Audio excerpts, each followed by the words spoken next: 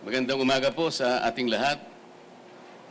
Ang paghahain ko po ng aking kandidatura sa araw na ito bilang isang independent senator ay kahayagan at katibayan ng aking malaon ng mithiin na maisulong natin ang ganap na pagkakaisa sa ating bansa.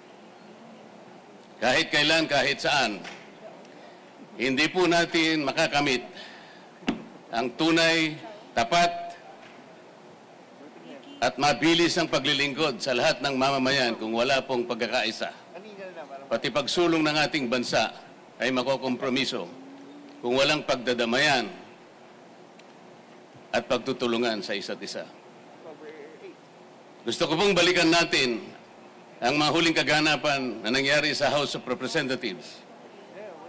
Napansin po niyo siguro nang dahil lamang sa aking pagtatanggol sa katarungan, sa katwiran at sa mga sariling tuntunin namin sa House of Representatives, ako po ay inaway ng ilan sa aking mga kasamahan na nauwi nga po pati sa paggagawa ng hopya. Ayaw ko po ng awayan, ayaw ko po ng pasiklaban. Ayaw din po ito ng ating mga mamamayan. Maraming salamat po. Okay, question from the media. May nauna po dito kasi. Dante, for Dante. Question. Hi, sir. Dante Amento, UNTV. Sir, tanong ko lang po, in the past few months, you were questioning the contract entered into between COMELEC and Miru.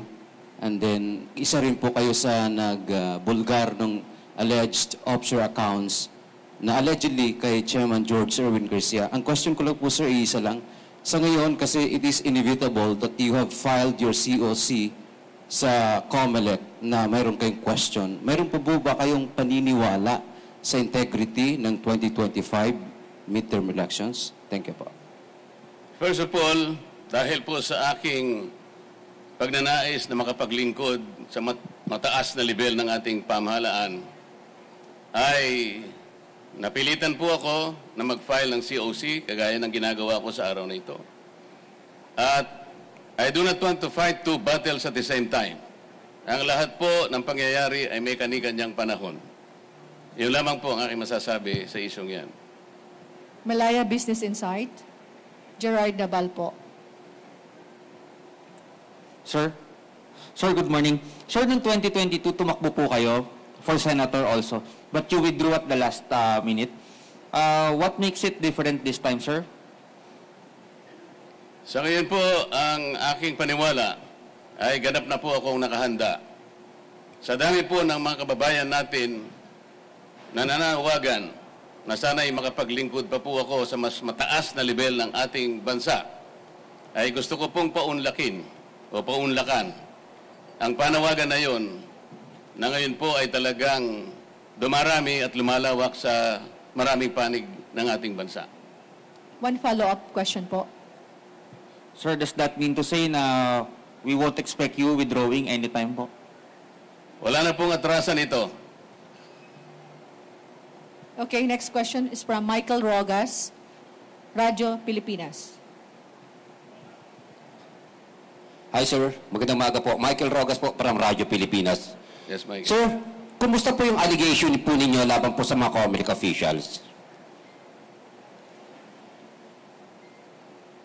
Wala po akong allegations sa mga COMELEC officials. Ang akin pong kino-question initially ay yung sistema at mga makina na maaaring gamitin sa susunod na eleksyon. Ngunit kagaya ng aking sinabi po, ay hindi po ako pwedeng lumaban ng dalawang battles at the same time. Ang gusto ko po ay makapaglingkod muna, pero nananatili po ako na ganap na pagtitiwala sa magagawa ng COMELEC upang pairalin ang isang malinis, isang tapat at credible na eleksyon sa ating bansa. Yung pong pag-asa na yon at paniniwala ay nananatili pa rin sa aking puso. So, sir, yun po sana ang aking gustong i-follow up question. Kayo ho ba ay naniniwala sa kabila po ng inyo po mga allegation laban po dito po sa teknolohiya na gagamitin pa ng COMELEC? Kayo po ay nag-file ngayon ng yung Certificate of Candidacy for Senator. Naniniwala pa rin po ba kayo sa integridad ng COMELEC sa darating na halalan? Ang pagpapile ko po ng kandidatura ay katibayan ng aking pagtitiwala sa magagawa ng COMELEC na magsagawa tayo ng isang malinis, isang tapat at mapapanaligan na eleksyon sa ating bansa. Salamat po. Ms. Mads Villar from Net25. Hi, Kong. Good morning. Good morning. Sakaling pala rin po kayo sa Senate, ano po yung mga priority bills na unang-una nyong ipa-file pag upo nyo po? Thank you. Napakarami po. Ayoko lamang pong isa-isahin. Baka abutan po tayo ng 3 araw. Ang gusto ko lamang pong bigyan ng emphasis ay yun pong oversight function ng Kongreso. Hindi po lamang importante yung paggawa ng mga magagandang batas. Mas importante po siguro yung pagkagawa ng mga batas ay kailangan pong merong magbantay sa pagpapatupad ng mga ito. Sa karanasan ko po sa House of Representatives, napakarami po ng mga batas na pwede kong isa-isahin sa inyo. Ngunit nagkaroon po ng problema kung ang pag-uusapan ay yung pagpapatupad ng mga ito.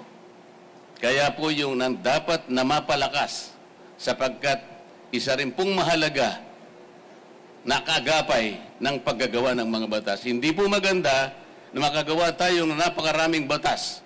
Ngunit parang ilalagay lang natin sa cabinet, napakatagal po ng proseso, napakamagastos ng paggawa ng mga batas. Sa laki po ng panahon na ginugol ko sa House of Representatives, kung minsan po taunan, kung hindi man isang buong termino para ikaw ay magkapagpagawa ng isang batas. Sayang na sayang po kung isang magandang batas ay hindi po may patutupad ng maayos. Kagaya po ng EPIRA. Ano po yung layunin ng EPIRA? Makapagdulot kayo ng isang reliable, secure, and affordable rates of electricity in this country. Nangyari na po ba yung affordable rates of electricity? Ang EPIRA po ay nagawa 23 taon na nakararaan. Ngunit hanggat hindi po nyo na ibababa ang presyo ng kuryente, there will be a continuing violation of that law. Tingnan po nyo yung local government code. 33 taon na nakararaan. Tingnan po ninyo ang ating mga barangay. How many barangays, up to 42,000 plus barangays in this country, how many percent are able to stand on their feet? You may not know it, but I will answer my own question. 2%. Kung 98% po ay hindi nakatatayo sa sariling pa, how do you think that the smallest political unit of our society can contribute to the overall development of this country? Kailangan po nating tulungan. Ngunit, hindi po natutupad yung decentralization, yung autonomy yung sinasabi ng batas, sapagkat may sablay nga po ang pagpapatupad nito. Marami po akong may kukwento. Sa sakahan, ano po ang mga batas na magaganda sa sakahan? Meron pong isang batas na nagsasabi, there should be a guaranteed price for palay. Meron po ba? Wala po. Kailangan po yung mga makinarya, equipment na ginagamit sa pangsakahan, dito na po natin dapat ginagawa. Batas po yun. Hindi po nangyayari. Ang sabi po sa isang batas, there should be a dedicated area for farming. Kahit anong mangyari, huwag niyong i-convert ang mga yan.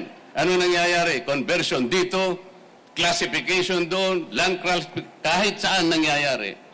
Ang sabi pa ng isang batas, 25% of the total loanable funds of the banks, private and public, should be allotted to farmers and beneficiaries of agrarian reform.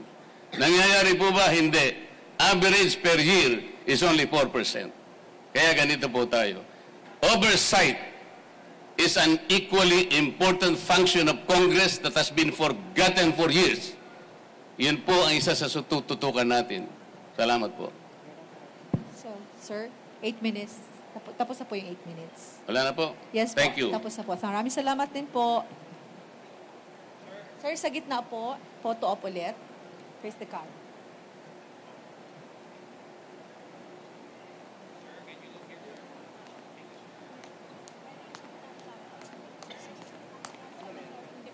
Okay. Ito, yun.